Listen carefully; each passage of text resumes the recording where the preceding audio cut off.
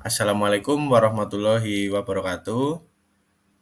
Perkenalkan, saya Alifian Nuriski Udatama, NIM 22 11 10 10 17. Tujuan saya membuat video ini yaitu untuk memenuhi tugas besar mata kuliah Matematika Diskret. Untuk materinya di sini yaitu penerapan algoritma prime dalam perencanaan rute wisata Kota Bali yang efisien. Untuk materi sendiri, saya ambil dari jurnal milik Kak Alivia Dewi Parahita dari Institut Teknologi Bandung. Untuk latar belakangnya sendiri, di sini yaitu wisatawan di Bali tidak sempat mengunjungi objek-objek wisata yang ingin dikunjungi karena waktu yang dimiliki terbatas. Jadi mungkin eh, tujuan dari adanya penelitian ini yaitu untuk membantu menghemat waktu agar wisatawan bisa mengunjungi tempat-tempat wisata di Bali secara keseluruhan dengan waktu yang efisien. Ya, ini tujuannya yaitu menemukan rute liburan di Bali yang paling efisien dengan merepresentasikan objek wisata satu dan yang lain sebagai graf dalam pohon merentang minimum atau minimum spanning tree. Untuk metode penelitian yang digunakan yaitu algoritma prime. Algoritma ini sendiri digunakan untuk membentuk minimum spanning tree. Pada tiap langkahnya, algoritma ini mengambil sisi dari graf G yang memiliki bobot minimum yang terhubung pada pohon merentang minimum T yang telah terbentuk. Untuk hasil dari penelitian ini dapat dilihat pada graf di PowerPoint ya. Untuk graf ini nanti pada setiap angka-angka ini merepresentasikan rute atau jalan yang akan ditempuh ke suatu objek wisata. Di sini ada tabel di mana langkah-langkah pengambilan graf dari urutannya 1 sampai selesai.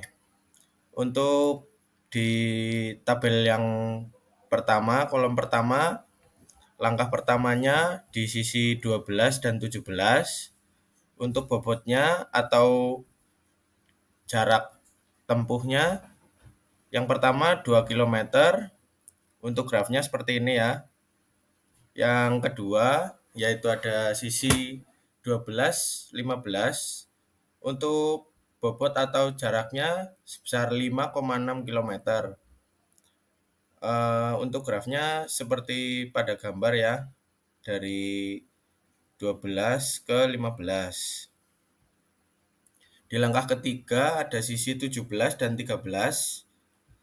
Jarak atau bobotnya di sini yaitu sebesar 6,3 dan untuk grafnya seperti ini ya.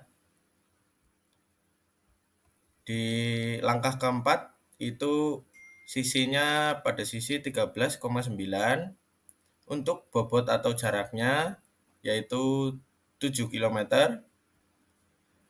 Selanjutnya di langkah yang kelima ada sisi 9 dan sisi 14. Untuk bobot atau jarak tempuhnya yaitu sebesar 7,1 km. Di langkah keenam ada sisi 9 dan sisi 2. Untuk bobot atau jarak tempuhnya sebesar 11 km. Lanjut ke langkah selanjutnya ya. Langkah selanjutnya yaitu langkah ketujuh pada sisi 12 dan sisi 18.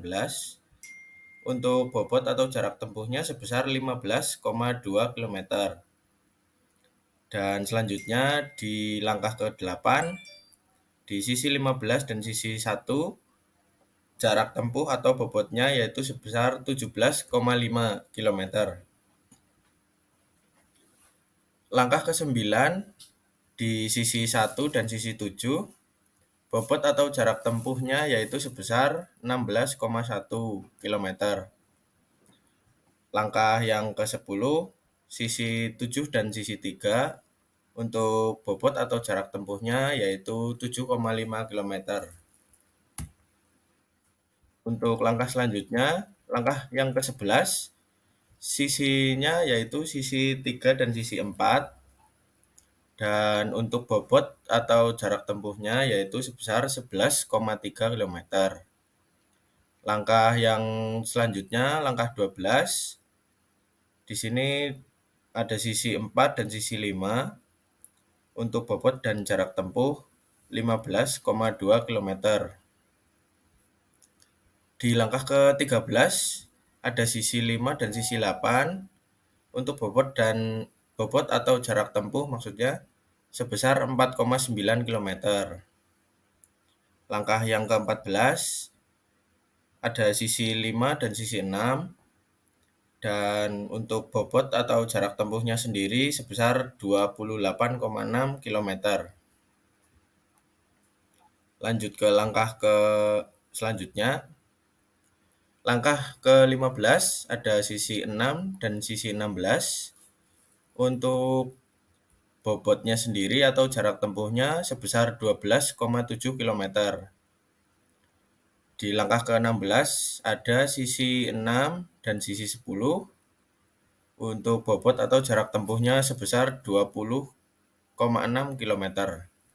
Dan langkah yang terakhir yaitu langkah 17, di sisi 4 dan sisi 11, jarak tempuh atau bobotnya sebesar 57,2 kilometer.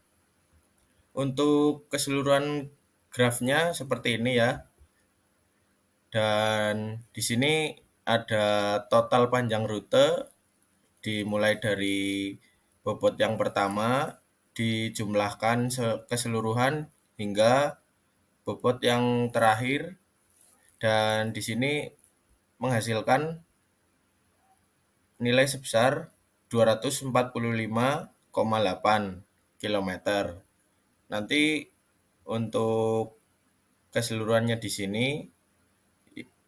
hasilnya yaitu sebesar 245,8 kilometer. Sekian dari saya. Apabila ada kesalahan kata, saya mohon maaf. Wassalamualaikum warahmatullahi wabarakatuh.